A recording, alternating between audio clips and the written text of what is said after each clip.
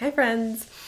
The sun just moved into Taurus on April 19th, and Mars just moved into Leo on April 18th. So we have had a long Mars retrograde, Leo, then Cancer, now I'm back into Leo.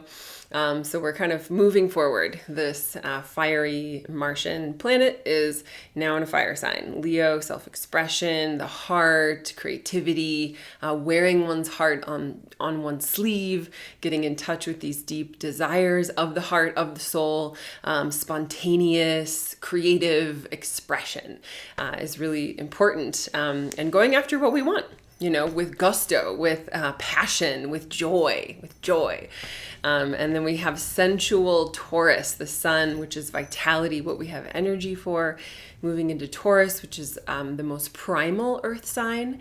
It's kind of the knowing that's beyond words, that's before words, right? Gemini is the next sign in the zodiac circle. So this is pre-language. This is the instinctual knowing of the body. So there's a lot of kind of primal energy here. And the sun and Mars are currently squaring each other. Both fixed signs, Taurus and Leo. Sun in Taurus, Mars in Leo. They're kind of at this 90-degree angle, sort of, duking it out a bit. So there might be opposing desires within you. It might feel like even the outer world is kind of pulling you in different directions. So when I was sort of meditating on this energy and sort of feeling it, what felt really alive is the womb, or the sacral center, if you are not someone who has a womb, and the heart. So these two areas I find in my work with people one-on-one, that these two centers can be out of alignment sometimes. They're not really communicating with each other. It might feel like they have opposing desires at times. So the sacral kind of sexual center, creative center is kind of pre-verbal in a way. It's very foundational. There might be some, passions and joys and sensual desires that are present there, or just creative desires. And then the heart has other longings. Maybe it's connection, maybe it's union, maybe it's communion with the world, with a project, with a person. So these two parts can, again, feel like they have opposing desires. So what we want to do is get them talking to each other. And the first step of that is connecting to both of these centers in yourself. So I recommend sweet, simple little practice of putting one hand on your heart center, and then one hand maybe over the sacral center, the pelvis, wherever feels good. And just breathing into one center and then the other. So taking a breath into the sacral center, maybe even breathing into your hand that's there, kind of pressing into the womb or into the low belly.